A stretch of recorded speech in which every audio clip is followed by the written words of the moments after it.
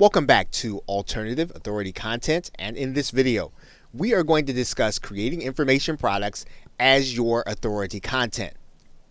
Now, it's typically assumed that content must be given away in the form of a blog or in the form of a video or even in the form of a podcast in order to attract an audience that will eventually buy your products or service.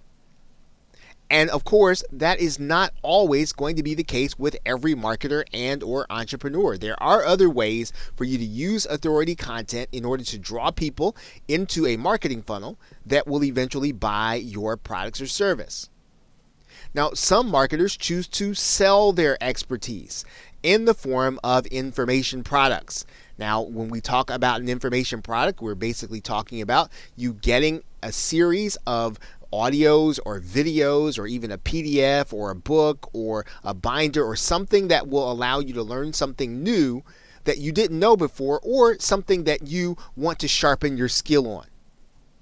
Now, the same PDFs, the same MP3s that we've been talking about, the same MP4s that we've been talking about, or even PDFs that we've been talking about with respect to the content creation process can be bundled together with similar themed content and then subsequently sold.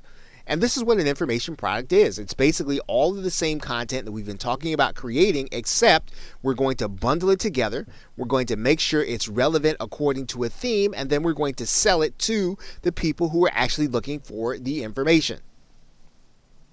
And there are sites like Udemy.com and Skillshare that allow people to post this content and then sell it.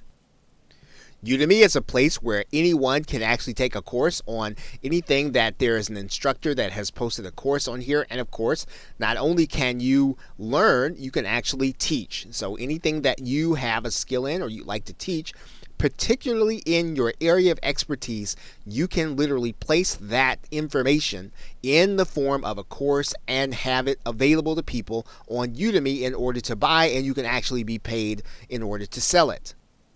There are sites that are similar to Udemy, like Skillshare, that has the same kind of feel, same kind of arrangement that allow you to take your content, place it on the site, and allow other people who are in need of that content in order to buy it.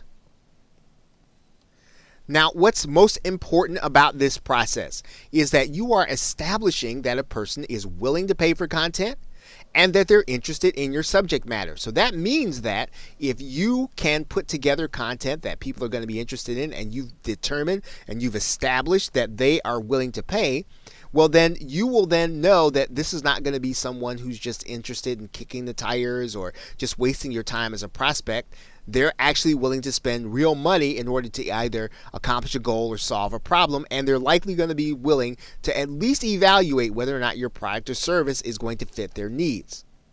Now, the next step in this process is going to be vital, and that is that you're going to want to be ready to collect names and email addresses of those that actually make the purchase. Now, there are ways to do that inside of Udemy. There are ways to do that inside of Skillshare. And even if they're not, you can make sure that this is something that you request people to do. You can ask them to sign up with their name and email address so that they can get more content, more information, so that they can get something that they want bad enough to give you their contact information. This really is the key to making the creation and selling of information products a viable way of being able to get people into your marketing funnel, viewing you as the authority, viewing you as the expert.